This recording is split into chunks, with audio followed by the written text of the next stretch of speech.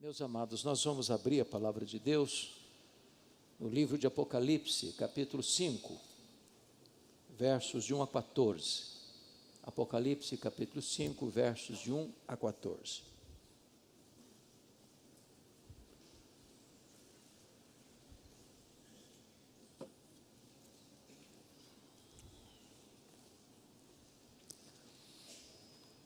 Ontem à noite nós tratamos do capítulo 1 de Apocalipse, hoje de manhã do capítulo 4, e agora vamos considerar o capítulo 5.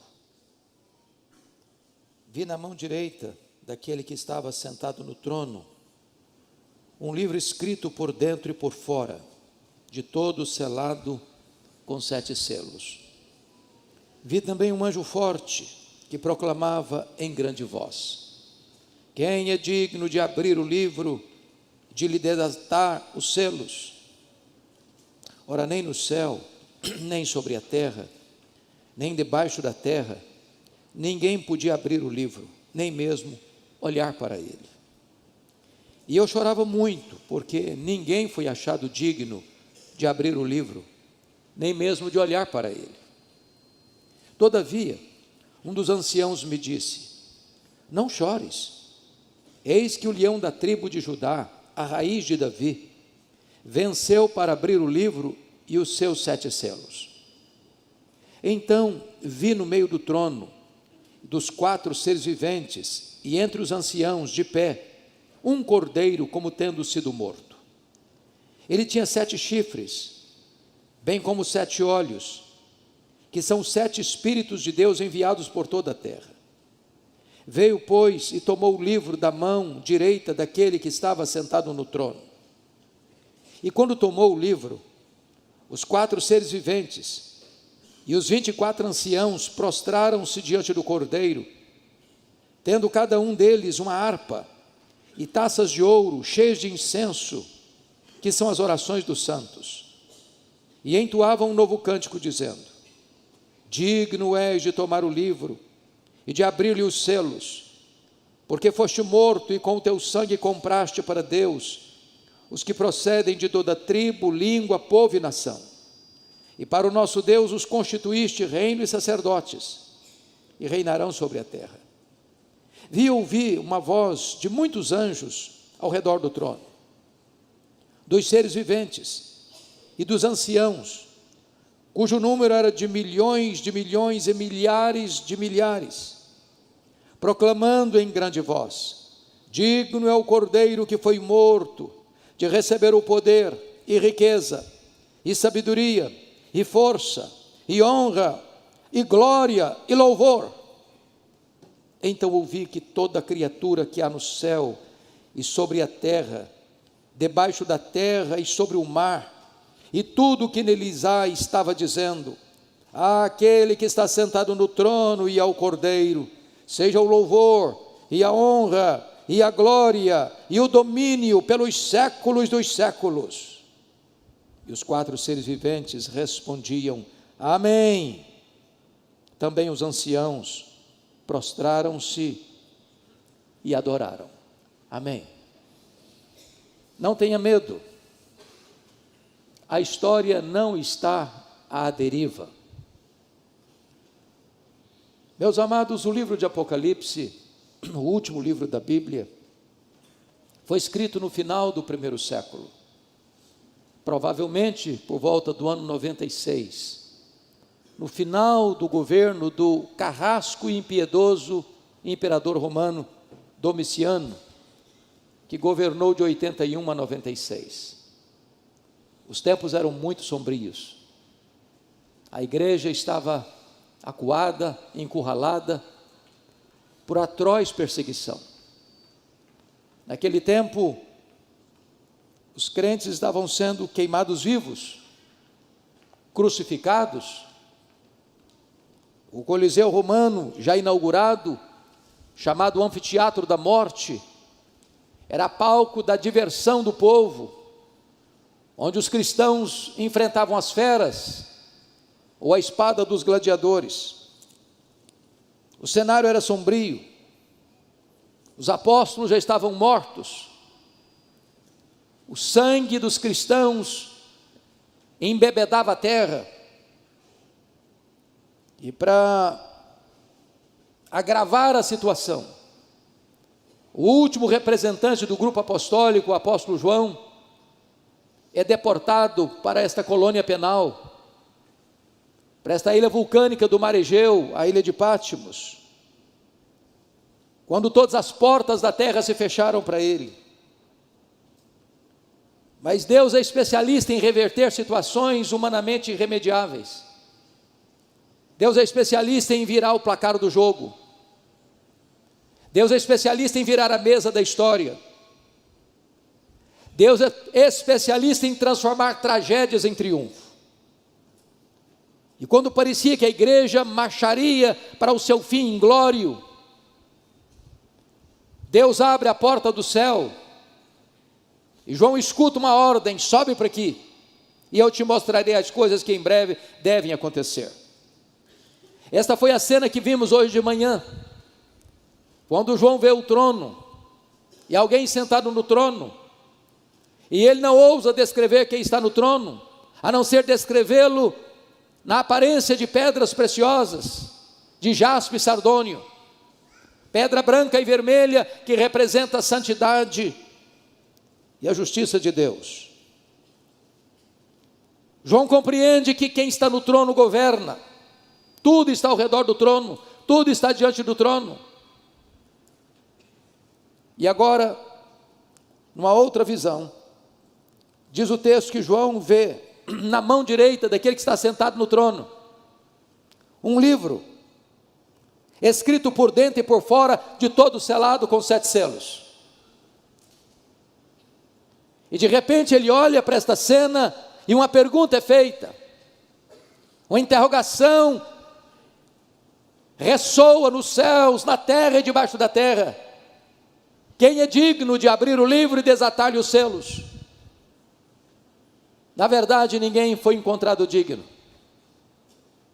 até que, diz a Escritura, e o ancião diz para ele: não precisa chorar, João, eis que o leão da tribo de Judá, a raiz de Davi, venceu para abrir o livro e desatar os seus 7 selos.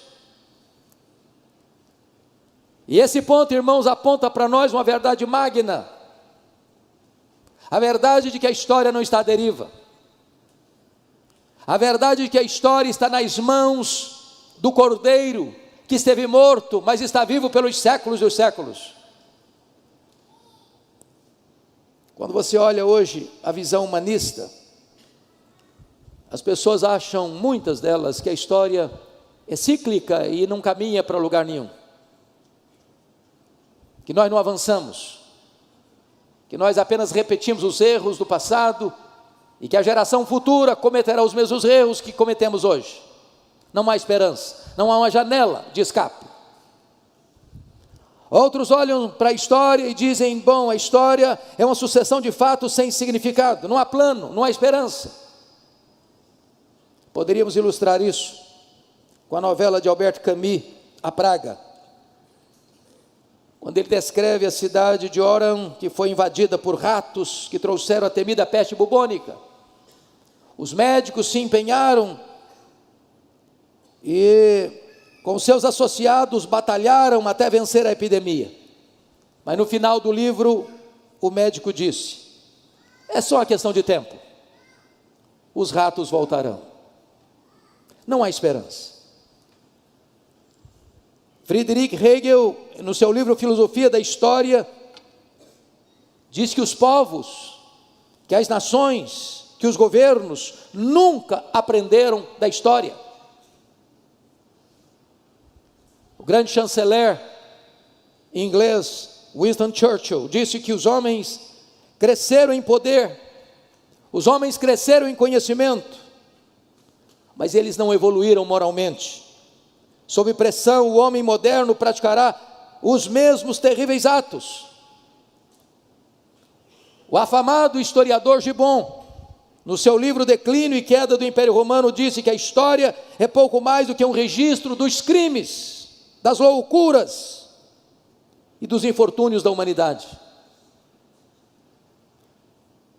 Thomas More, em seu livro Utopia, entretanto, antevê um tempo em que a terra seria banhada pelas benfeitorias do homem, no apogeu da sua glória, que o homem construiria na terra o próprio paraíso. Todavia, esse ufanismo, esse triunfalismo irreal de Thomas More vai desidratar diante do fato de que o século passado foi marcado por duas sangrentas guerras mundiais, onde na primeira 30 milhões de pessoas são trucidadas, na segunda mais de 60 milhões de pessoas são trucidadas, e todo otimismo humano entra em colapso. A pergunta é: para onde caminha a história? E esse texto responde essa pergunta. Em primeiro lugar, o Deus que está no trono do universo tem um propósito para a história. Por favor, veja comigo o verso 1. Vi na mão direita daquele que estava sentado no trono um livro escrito por dentro e por fora, de todo selado com 7 selos. O que significa esse livro? Esse rolo, que é escrito por dentro e por fora? Significa, meus amados irmãos, que Deus tem um plano para cada criatura, que Deus escreveu a história antes dela acontecer, que Deus conhece, que Deus controla, que Deus dirige todas as coisas para uma consumação final. Significa que o livro tem sequência e tem consequência. Significa que a história dos homens não está nas mãos dos poderosos, não está nas mãos dos filósofos, dos sociólogos, dos historiadores, dos governantes. A história está nas mãos do Deus Todo-Poderoso que está assentado no trono. Mas notem vocês que esse livro está escrito por dentro e por fora. Tudo está traçado, tudo está escrito, tudo está determinado. O fim já está previsto e, mais do que isso, consumado pelo próprio Deus. Nada é esquecido, nada é omitido. Sua vida não caminha ao léu, o seu futuro está nas mãos de Deus. Mas em segundo lugar, notem vocês comigo nos versos 2 e 3. Eu queria que você, por gentileza, lesse comigo em voz alta, todos nós. Versos 2 e 3, vamos juntos. Vi também um anjo forte, que proclamava em grande voz: quem é digno de abrir o livro, de lhe desatar os selos? Ora, nem no céu, nem sobre a terra, nem debaixo da terra, ninguém podia abrir o livro, nem mesmo olhar para ele. Quando diz que o livro está selado com 7 selos, 7 é um número emblemático na Bíblia, um número de completude. Significa que a história sem Deus está completamente, hermeticamente fechada. Só Deus pode dar sentido à história e à sua própria vida. E uma pergunta então é feita: quem é digno? Porque ninguém foi encontrado digno nem de abrir, nem de olhar para dentro dele, de lê-lo, de decifrá-lo. E essa pergunta é feita no céu: quem é digno? Nem Miguel, nem Gabriel, nem os querubins, nem os serafins, nem os anjos, nem os santos que já estão na glória, Abraão, Isaque, Jacó, Elias, Davi, Paulo, Pedro, Maria. Ninguém foi encontrado digno de abrir este livro, de desatar os seus selos. Então a pesquisa desce para a terra, e nenhum rei, nenhum governante, nenhum filósofo, nenhum teólogo, nenhum sociólogo, nenhum cientista, nenhum homem, por mais rara que seja a sua inteligência, foi capaz de abrir este livro e desatar-lhe os selos. Então a pesquisa é feita debaixo da terra, nas regiões inferiores. Nem o diabo, nem seus demônios, nem aqueles que estão atormentados ali conseguiram entender, decifrar e desatar os selos desse livro. Qual foi o resultado? Diz o texto, no versículo de número 4: e eu chorava muito, porque ninguém foi achado digno de abrir o livro, nem mesmo de olhar para ele. E aqui eu percebo a angústia de João. E a pergunta é: por que João está chorando? Talvez por duas razões. Primeiro, ele está chorando, porque isso parecia frustrar a promessa do capítulo 4, verso 1. Qual foi a promessa do capítulo 4, verso 1? Sobe para aqui, é uma ordem. E aqui tem uma promessa. E eu te mostrarei as coisas que em breve devem acontecer. Se ninguém era capaz de sequer olhar para o livro ou de desatar-lhe os selos, como é que o futuro poderia ser decifrado? Como é que a promessa poderia ser cumprida? Mas em segundo lugar, porque se ninguém é capaz de olhar para esse livro, ler esse livro, desatar os seus selos, então a história estaria à deriva, como um barco sem leme. E por isso ele chora. E meus irmãos, aqueles que olham para a história na perspectiva humanista, aqueles que olham para a história e acham que ela está dando voltas, aqueles que olham para a história e acham que ela é um caminhão sem freio, ladeira abaixo, eles não têm esperança. Eles choram também, eles se desesperam também. Mas notem comigo que o verso 5 reverte esse quadro. Porque o digno procurado agora é o digno encontrado. Você pode ler o verso 5 comigo, por gentileza, todos juntos? Todavia, um dos anciãos me disse: não chores, eis que o leão da tribo de Judá, a raiz de Davi, venceu para abrir o livro e os seus 7 selos. Eu quero dizer a você nesta noite que há consolo para nós. E a ordem de Deus para você é: não chores. Seu futuro pode ser desconhecido para você, mas seu futuro está nas mãos de Deus. Sua vida está nas mãos de Deus. A sua família está nas mãos de Deus. Tudo está nas mãos de Deus. Quem controla a sua vida não é Brasília, não é Washington, não é a ONU, não são os organismos internacionais. Quem controla a sua vida é o Deus Todo-Poderoso. A sua vida está nas mãos do Deus Todo-Poderoso. Então não se abata, então não se entristeça, então não se desespere. Deus continua no trono e o Cordeiro tem o livro da história nas suas poderosas mãos. Mas notem mais, a solução desta história, porque você vai notar aqui a descrição daquele que tem autoridade, competência, capacidade para abrir o livro e desatar os selos. Eis que o leão da tribo de Judá, a raiz de Davi, venceu para abrir o livro e os seus 7 selos. Tanto leão de Judá, que é uma expressão profética lá de Gênesis 49, quanto a raiz de Davi, outra expressão profética messiânica, lá em Isaías 11:1, está apontando para Jesus. Ele é o leão da tribo de Judá, ele é a raiz de Davi. Ele é aquele que venceu. E venceu quem? Venceu o diabo, venceu o mundo, venceu o pecado. Ele está apto para abrir o livro, porque ele é o Messias vencedor. Ele é o leão, porque antes ele foi o cordeiro. Agora notem vocês, que quando no verso 6 nos é informado quem é este leão, quem é esta raiz de Davi, está escrito: então vi no meio do trono e dos 4 seres viventes, e entre os anciãos um de pé, um cordeiro como tendo sido morto. Ele diz que foi o leão que venceu, mas quando ele vai olhar para o leão, não é um leão que ele vê um cordeiro como tendo sido morto. Ele é o leão porque primeiro foi o cordeiro. Ele morreu como cordeiro, mas ele ressuscitou como leão. Ele tem todo o poder, ele tem toda a autoridade.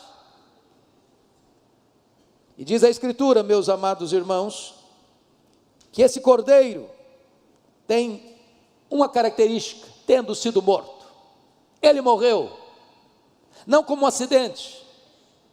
Ele morreu não porque fraquejou diante do poder de Roma.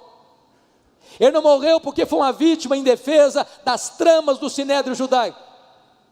Ele não morreu porque Judas o traiu, porque Pedro negou, ou porque o Sinédrio contratou testemunhas falsas para acusá-lo. Ele não morreu porque Pilatos simplesmente covardemente o condena. Ele morreu porque este era o projeto eterno de Deus. O Cordeiro foi morto antes da fundação do mundo, para a nossa redenção.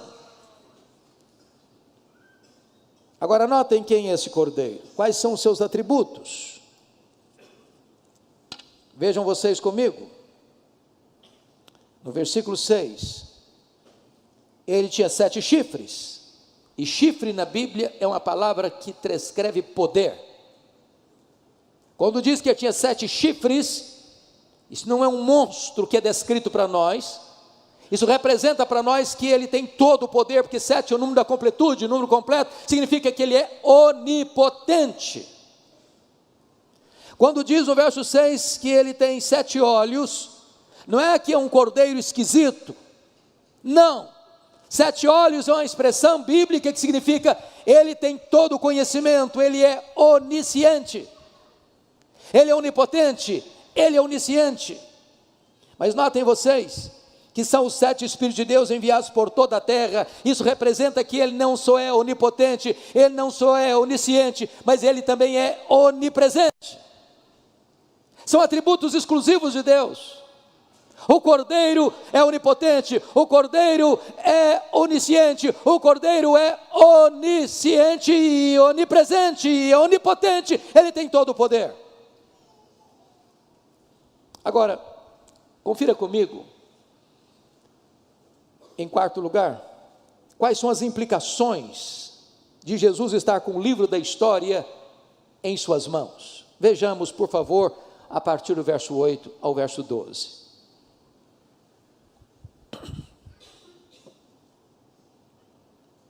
Versículo 8, por gentileza.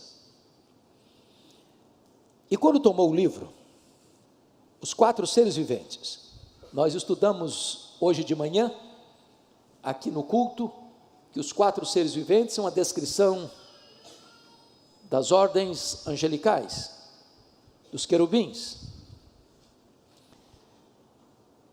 Estudamos hoje de manhã que os 24 anciãos é uma representação da igreja do Antigo Testamento e do Novo Testamento, dos patriarcas e dos apóstolos. Portanto, nós estamos falando aqui que todos os seres angelicais, que toda a igreja glorificada, está contemplada aqui nesse verso 8, e quando tomou o livro, os anjos e a igreja glorificada prostra-se diante do Cordeiro, tendo cada um deles uma harpa, e notem vocês, e taças de ouro, cheias de incenso, que são as orações dos santos. Então vamos olhar primeiramente as consequências de saber que Jesus está com a sua vida no controle dele. Você não precisa ter medo do futuro. Primeiramente, nós temos plena confiança, meus amados irmãos, em orar ao Senhor. Preste atenção no que eu vou lhe dizer. Às vezes, na linguagem bíblica, é como se Deus tivesse uma taça, e toda a oração que você faz é colocada nessa taça. Não há oração desperdiçada, não há oração perdida. Às vezes você não tem a resposta na hora, mas é como se a sua oração fosse para dentro dessa taça.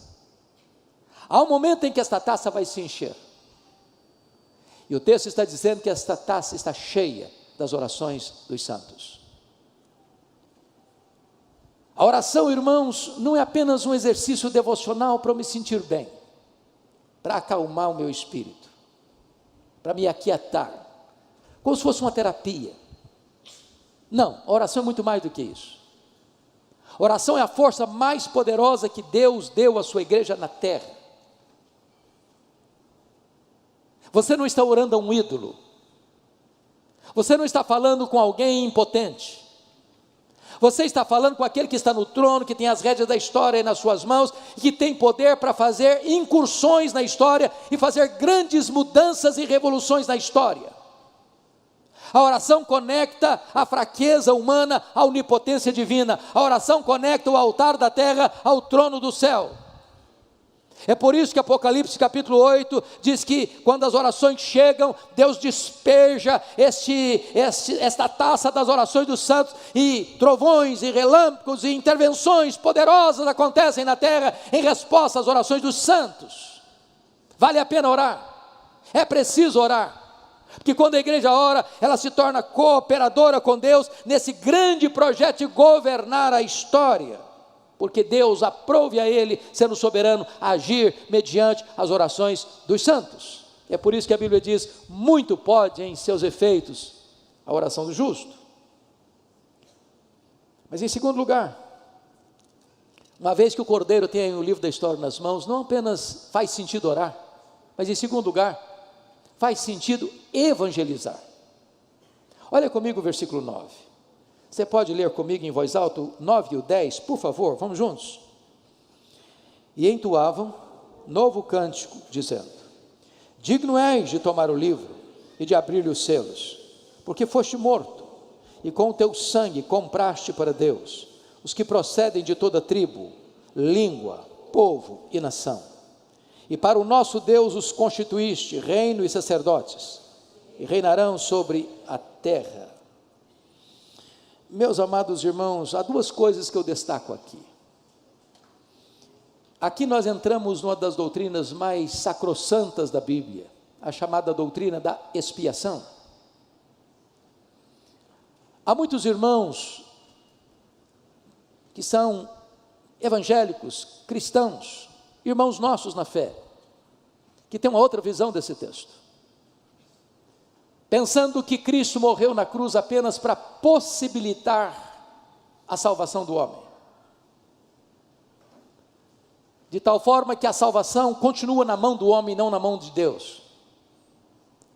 Mas esse texto está nos mostrando uma verdade maior, mais profunda, penso eu, mais gloriosa. Cristo não morreu na cruz apenas para possibilitar a salvação. Ele morreu na cruz para comprar com o seu sangue. E esse é um ato definitivo, completo, cabal. Não tem mais nada para pagar, o preço já foi pago. E se comprou, ele tem direito. E o que você tem aqui como encorajamento para a evangelização?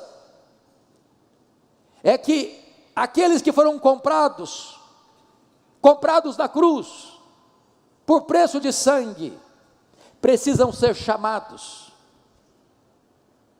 E a voz de Jesus é o Evangelho. É por isso que Jesus Cristo disse: eu tenho muitas outras ovelhas que não estão no aprisco, elas ouvirão a minha voz, e atenderão, e eu darei a elas a vida eterna, e ninguém as arrebatará das minhas mãos. Aqui a igreja tem uma garantia de que evangelizar faz sentido e tem resultado garantido, porque quando você prega o Evangelho, aqueles que foram comprados pelo sangue do Cordeiro, ao ouvir o Evangelho, o Senhor mesmo tirará o tampão dos ouvidos, tirará a venda dos olhos, tirará o coração de pedra e lhes dará um coração de carne. Há garantia para a igreja que a obra missionária é uma obra vitoriosa. Bendito seja Deus. Agora notem vocês, que o Senhor não apenas comprou gente de todos os setores, porque ele está falando aqui de tribo, que é um grupo étnico, ele está falando de língua, que é um grupo linguístico, ele fala de povo, que é um grupo político, e ele fala de nação, que é um grupo social. Ou seja, o Senhor tem os seus escolhidos em todas as etnias da terra, e a ordem à igreja é: ide, portanto, fazei discípulos de todas as etnias, de todas as nações, batizando-os em nome do Pai, e do Filho, e do Espírito Santo, ensinando-os a guardar todas as coisas que vos tenho ordenado, e eis que estou convosco todos os dias, até a consumação dos séculos. A missão da igreja é aqui, é ali, é além fronteiras ao mesmo tempo. Mas o Senhor não apenas comprou gente de todos esses setores, de todas as etnias, mas comprou com um propósito. Qual o propósito?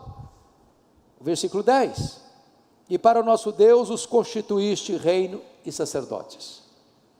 Meus irmãos, nenhuma pessoa no Velho Testamento podia ser rei e sacerdote ao mesmo tempo. Um rei não podia ocupar um papel de sacerdote, um sacerdote não podia ocupar um papel de rei. A Bíblia fala do rei Uzias, era um grande rei, governou muitos anos em Jerusalém. Um dia ele afrontosamente quis ocupar um papel de sacerdote e ele ficou leproso. Mas lá em Zacarias, diz que essas duas funções, de sacerdote e de rei, seria ocupada pelo Messias. E Jesus é o sacerdote, e Jesus é o rei. Ele tem uma função sacerdotal, e ele tem uma função real. Ele é o rei dos reis, e ele é o sumo sacerdote. Mas agora a Bíblia está dizendo que esta mesma bênção e privilégio é concedida a você. Você e eu somos sacerdócio real, nação santa, povo de propriedade exclusiva de Deus, para proclamar as virtudes daquele que nos chamou das trevas para a sua maravilhosa luz. Agora você tem livre acesso à presença de Deus. Agora você foi colocado juntamente com Cristo, assentado nas regiões celestes, acima de todo principado e potestade. E nós também assentaremos em tronos e reinaremos com Ele pelos séculos dos séculos. Que privilégio você e eu temos diante da obra que Cristo realizou na cruz. Mas, amados irmãos, nós ainda temos uma outra implicação. Eu peço que você leia comigo, por gentileza, os versos 11 e 12, nesse momento. Pode ler comigo, 11 e 12, vamos juntos?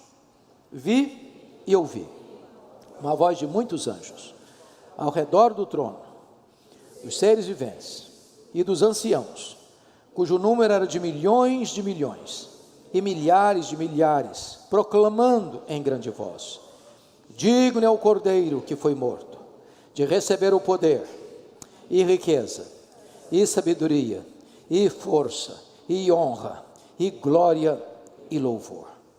O que eu acho maravilhoso é que ele não depende de receber nada disso, de ninguém, porque já tem, sempre teve. Ele não deriva glória, nem de você, nem de mim. Ele é glorioso em si mesmo. Mas aqui é um reconhecimento público,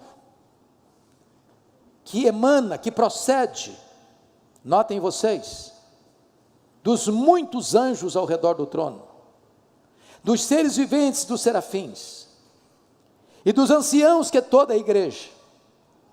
E esse número se torna um número tão grande que João não pode descrevê-lo a não ser milhões de milhões, milhares de milhares, reconhecendo uma coisa: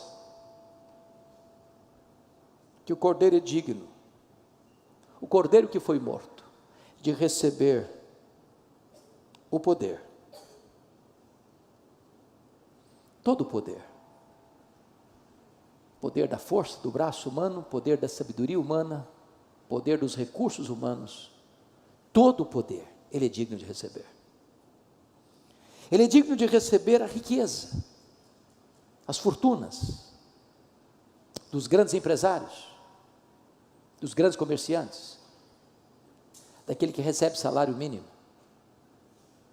toda a riqueza consagrada a Ele.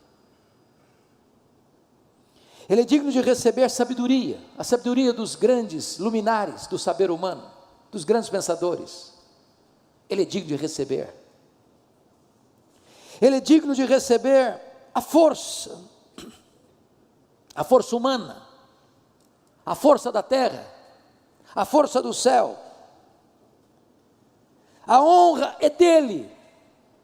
É por isso que nós aprendemos hoje de manhã no capítulo 4, que embora os anciãos, os 24 anciãos, tivessem coroas de ouro, quando chegam diante daquele que está no trono, eles se prostram, e eles tiram as suas coroas e depositam-nas aos pés daquele que está sentado no trono, porque só Ele é digno de honra. Ele é digno de glória, só Ele é glorioso, e a glória só pertence a Ele. Ele é digno do louvor, porque não há culto senão endereçado a Ele. Meus amados, eu gostaria agora de concluir dizendo a vocês que esse texto termina de uma maneira arrebatadora, apoteótica. E Dr. Charles Erdman, egrégio comentarista presbiteriano, ao tratar deste assunto, ao expor esse texto, diz que nós encontramos aqui em Apocalipse capítulo 4 e capítulo 5, o oratório da criação e o oratório da redenção.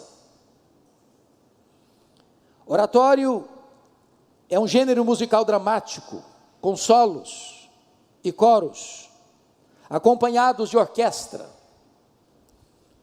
E a cena que temos diante de nós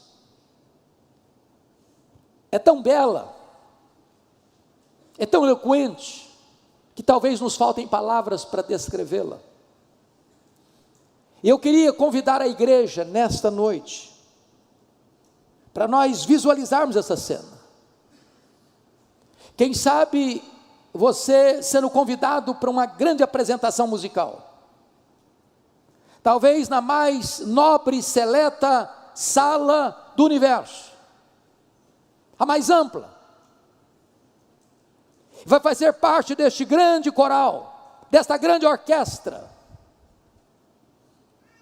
toda a igreja glorificada, todos os seres angelicais, todos os seres que habitam nos céus, todos os seres que foram criados por Deus e respiram nos céus, na terra, nos mares. E você é convidado para entrar para esse grande musical. É o oratório da criação e da redenção. E notem comigo que este musical vai ser aberto. Vai ser aberto pelo quarteto dos 4 seres viventes, daquelas ordens angelicais mais elevadas, que assistem diante do trono. Eles abrem este musical no capítulo 4, versículo 8, dizendo: Santo, Santo, Santo é o Senhor Deus, o Todo-Poderoso, aquele que era, e que é, e que há de vir. E em seguida, vem uma segunda música, e essa segunda música é cantada por toda a igreja, comprada e lavada no sangue do Cordeiro, desde Abel, o primeiro a morrer na história, até o último que será remido pelo Senhor, estará cantando. E a música está no capítulo 4, verso 11, e a música é esta: digno, tu és digno, Senhor e Deus nosso, de receber a glória, e a honra, e o poder, porque todas as coisas tu criaste, sim, por causa da tua vontade, vieram a existir, e foram criadas. E após esta música arrebatadora, então você tem um solo, num tom triste, quase que um gemido da alma, que ecoa nesta sala nobilíssima, deste grande oratório, que está no capítulo 5, verso 2, é uma pergunta, que ecoa no céu, na terra e debaixo da terra, e a pergunta é essa: quem é digno de abrir o livro e desatar-lhe os selos? Depois desta música, que parece ensurdecer o universo, vem o responso, no capítulo 5, versículo 5, e o responso é este: não chores, eis que o leão da tribo de Judá, a raiz de Davi, venceu para abrir o livro e desatar-lhe os selos. Então diz a Escritura, que vem uma quinta música, e esta música, ela é entoada pelos 4 seres viventes, pelos 24 anciãos, pela ordem angelical e por toda a igreja glorificada, que está no capítulo 5, versículo 9, digno és de tomar o livro e de abrir os selos, porque foste morto e com teu sangue compraste para Deus os que procedem de toda tribo, língua, povo e nação, e para o nosso Deus os constituíste reino e sacerdotes, e reinarão sobre a terra. E agora a música vai encaminhando para a sua conclusão, para a sua apoteose, para a sua conclusão bendita e gloriosa. E agora diz a Escritura que os serafins, que os anjos, que a igreja e que uma multidão de anjos inumeráveis, de milhões, de milhões, de milhares, canta a penúltima música que ressoa nesta sala do universo. E a música é esta: digno é o Cordeiro que foi morto de receber o poder e a riqueza e a sabedoria e a força e a honra e a glória e o louvor. E agora todos se preparam para o encerramento deste oratório.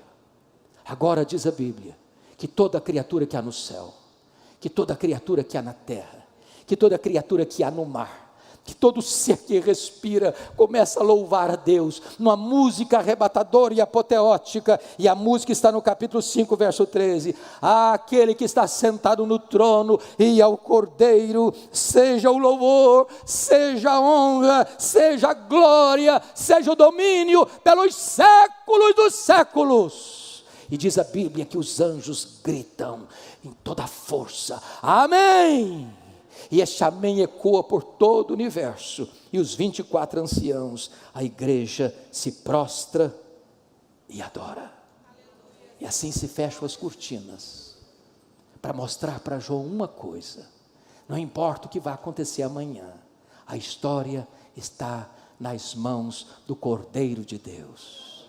Você não precisa ter medo, porque a história não está à deriva.